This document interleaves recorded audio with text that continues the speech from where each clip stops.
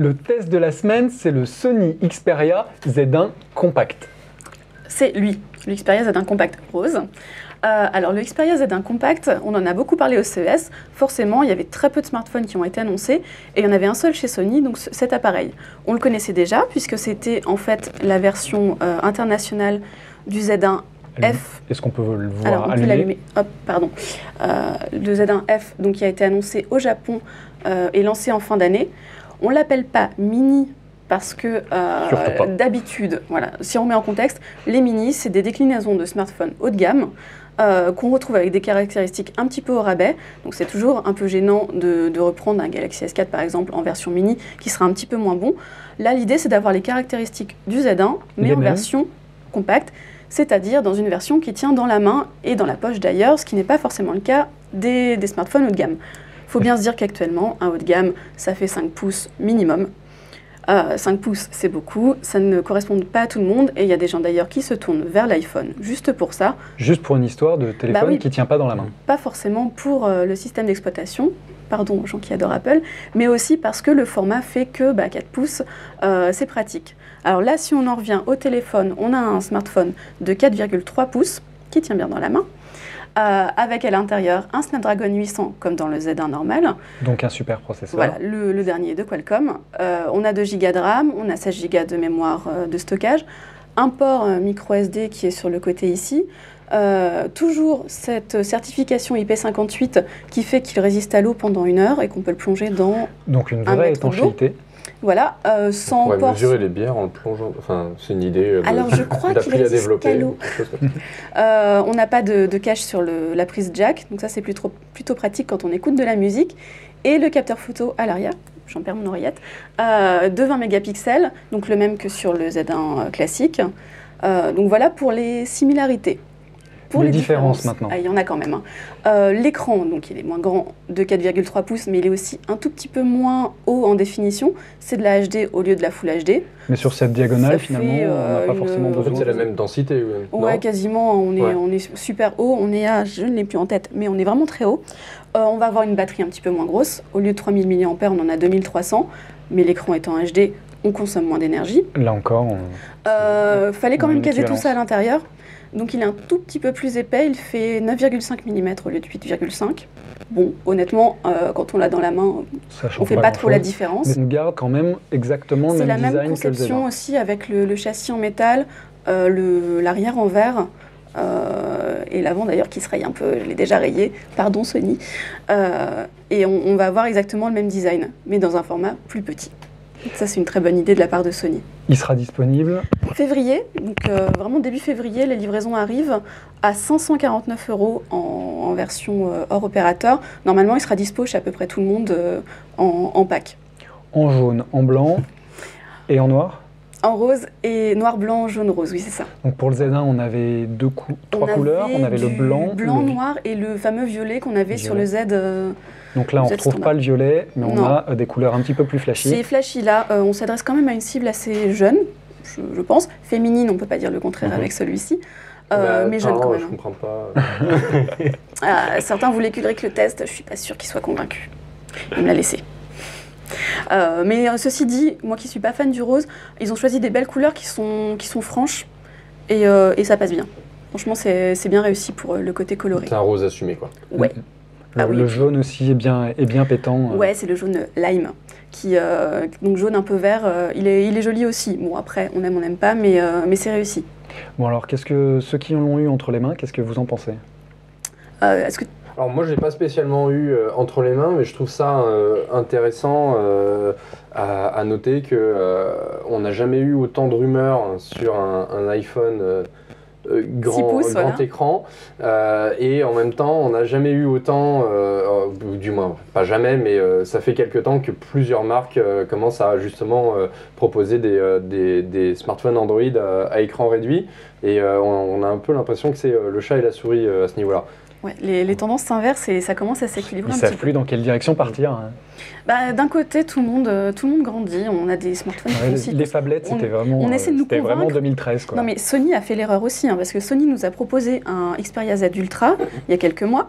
La raquette de ping-pong, c'est comme ça que je le sens. 4 pouces, mes enfants, ça ne rentre pas dans une poche. On nous a dit à la présentation, ça fait la taille d'un passeport, ça rentre dans votre poche. Bon, moi, j'ai pas les mêmes vestes que les autres. On n'a pas le même passeport, je crois. Donc, il est très cool, mais il reste vachement grand. Et d'ailleurs, Sony l'a sorti au Japon en version Wi-Fi seulement, ce qui signifie qu'ils ont fait de la phablette téléphone une tablette. Une tablette. Et au contraire, en même temps, on nous sort celui-ci, ce qui prouve bien qu'il y a une tendance quand même à revenir à des formats un peu plus compacts et un peu plus transportables. Mais en gardant, par contre, du haut de gamme. C'est ça la nouveauté. Hein. Donc c'est pour ça qu'ils n'ont pas choisi le nom Mini, pour ne pas sous-entendre cette tendance à mettre le processeur de la gamme en dessous. Effectivement, quand on parlait de Samsung et du S4, c'est pas Samsung S4 particulièrement Mini, d'ailleurs. HTC fait pareil, toutes les marques font ça. Par exemple, effectivement, mais on avait un Mini beaucoup trop diminué, alors que là. C'était bien, mais moins bien. Alors que là, moi, je trouve que ce qui est super, je trouve, c'est le. Voilà, il y a 20 mégapixels. Il n'y a pas de compromis sur le hardware embarqué. Quoi. Voilà, et notamment sur l'appareil photo qui est quand même. On a le même. Quoi. Alors, il a certainement les mêmes défauts de jeunesse qu'avait eu le Z1 premier du nom. Mais il donne de bons résultats. Alors, Edouard va nous montrer des photos que j'ai prises ce week-end en même temps, un petit peu plus tard. On a des beaux résultats. Pour un smartphone de cette taille, de toute façon, on n'en a jamais d'aussi beau. Ça, c'est une certitude. Alors, il n'est pas tout à fait donné, mais il reste moins cher qu'un très haut de gamme. Edouard, tu voulais... Oui, alors voilà ce que j'ai mangé samedi. Par rapport à la photo, il faut savoir un truc, c'est que Sony a toujours tendance à mettre ses capteurs dans le coin. Oui, et alors c'est valable sur celui-là aussi. Et donc forcément, quand on va tenir le téléphone, les chances qu'on mette ses doigts sur les photos sont très élevées. Alors comme on a moins de mal à le saisir qu'un grand téléphone, on s'y prend mieux, donc on met moins le doigt dessus, mais effectivement, il est très très au bord. C'est un peu dangereux, donc il faut s'habituer. Par contre, il y a un déclencheur sur le côté, c'est pas mal ça. Donc on l'a sur le côté ici à utiliser. Après, c'est pas le seul à mettre le capteur au bord, mais c'est vrai que c'est très au bord chez Sony. Ouais, c'est vrai. Parce que, bon, moi, même sur le Nexus 5, feu mon Nexus 5, mais bon, j'ai tendance à mettre les doigts devant alors que c'est déjà moins près du bord. Hein. Oui, mais moi aussi, hein, je me plante toujours là-dessus. D'ailleurs, on voit les traces de doigts dessus, donc je l'ai déjà fait. Edouard était particulièrement fan de la couleur, je crois. Du quoi, du rose ? Ouais. Du rose ? Non. Non, par contre, ce que j'ai remarqué sur ce téléphone, c'est que Sony veut faire un produit haut de gamme, et ça se sent, en fait, quand on prend le produit en main, il est quand même plus lourd. Moi, j'ai un Nexus 5 et l'impression qu'il est quand même un peu Alors, pourquoi il est plus lourd ? Il pèse 137 grammes, si je ne dis pas de bêtises. C'est pas beaucoup moins que le Z, qui fait 169 grammes.